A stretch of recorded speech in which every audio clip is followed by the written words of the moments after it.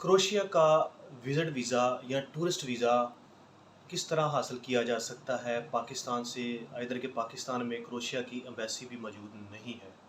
अस्सलाम वालेकुम friends, smart travel and visa guide में खुशामदीद। आज हम आपके लिए लेटेस्ट न्यूज़, लेटेस्ट अपडेट्स लेके आए हैं क्रोशिया के बारे में। क्रोशिया का विज़िट वीज़ा, क्रोशिया का टूरिस्ट वीज़ा या इसका वर्क परमिट या इसका स्टडी वीज़ा पाकिस्तान से कैसे हासिल किया जा सकता है? इसके लिए कौन-सा क्राइटेरिया है और किन-किन मराहल से गुज़रना पड़ता है? आप इस तरह उसको पाकिस्तान एज़ ए कहाँ कैसे हासिल कर सकते हैं? जी हाँ दोस्तों, इसके ऊपर हम बात करते हैं। सबसे पहले जो क्रोशिया का प्रोसेस होता था, वीज़ा प्रोसेसिंग होता था पहले, उसमें ये होता था कि आप ने क्रोशिया एम्बेसी से अपॉइंटमेंट लेनी होती है। और एम्बेसी कहाँ है? पहले नंबर पे ये हम क्लियर करते हैं, पाकिस्तान के अंदर क्रोशिया की एम्बेसी मौजूद नहीं है। क्रोशिया एक यूरोपीय यूनियन में कंट्री है। इसके बॉर्डर शेंजन स्टेट के साथ लगते हैं। जो सबसे क्लोज़ बॉर्डर है वो इटली के साथ लगता है। एक बहुत ही खूबसूरत कंट्री है और इसकी इकोनॉमी बहुत बेहतर है। इसकी वहाँ पे इकोनॉमिक सिचुएशन भी बहुत अच्छी है।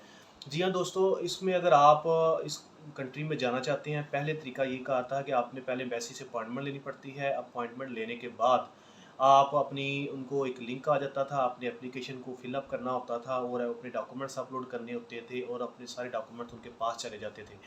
जब वो डॉक्यूमेंट की रिव्यू करते थे और इसके बाद जब उसको असेसमेंट करने के बाद आपको अगर वीज़ा देना होता था तो आपको कहते थे जी आप हमारी एम्बेसी में आएँ और फ़ीस पे करें और वीज़ा हासिल करें।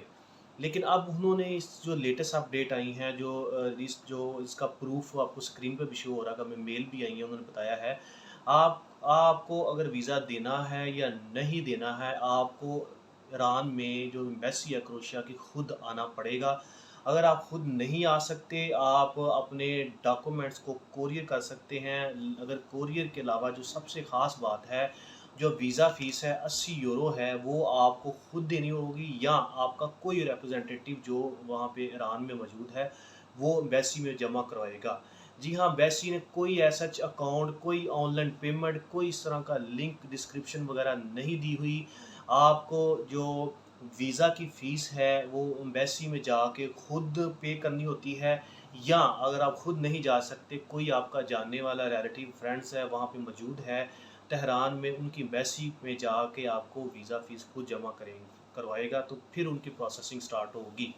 जी हाँ दोस्तों, ये लेटेस्ट जो अपडेट्स हैं इस क्रोशिया के हवाले से आपको इससे पहले कभी किसी से इस तरह की पेटेंट, ऑथेंटिक और सर्टिफाइड इन्फॉर्मेशन नहीं मिली होगी विद प्रूफ के साथ, हमने आपसे का साथ शेयर कर दी है।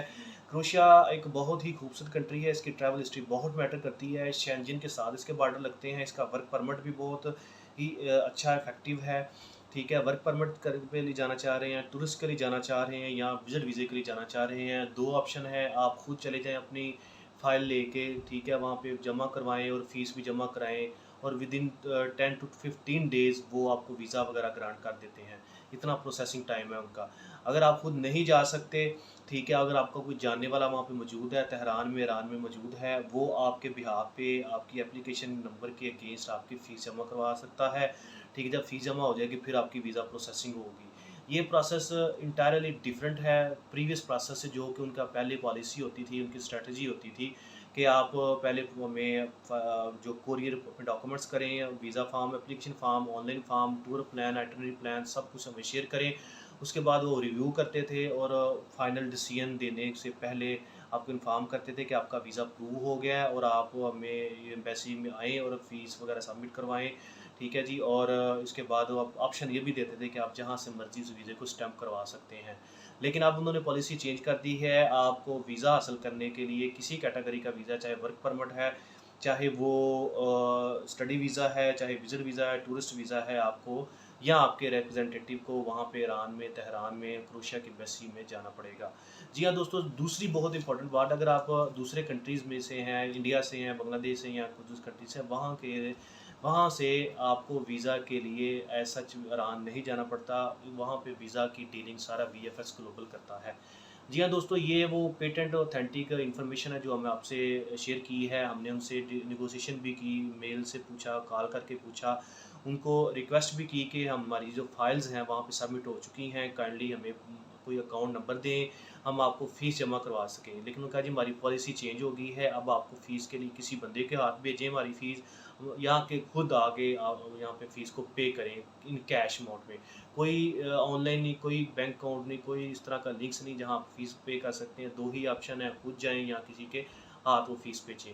जी हाँ दोस्तों, यही इन्फॉर्मेशन थी, आज हमसे बात करनी थी, आपसे ये डिस्कस करना था। क्रोएशिया का वीज़ा एक बहुत ही बेस्ट वीज़ा है।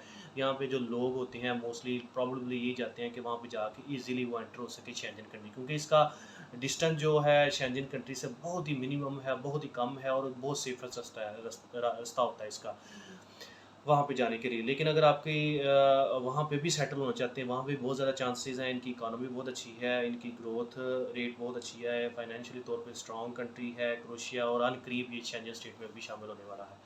जी हाँ दोस्तों, आज के लिए यही है हमारी इन्फॉर्मेशन के लिए। आप इसको काइंडली इस तरह की मज़ीद इन्फॉर्मेशन के लिए आप हमारे चैनल को ज़रूर सब्सक्राइब करें, शेयर करें, और हमारा व्हाट्सअप का नंबर दिया गया है। अगर आप हमसे सर्विसेज लेना चाह रहे हैं प्रोफाइल हवाले से, आप हमसे बात कर सकते हैं, हमारी सर्विसेज ले सकते हैं। बहुत सा ख्याल रखिएगा। Thank you so much. अल्लाह हाफ़िज़।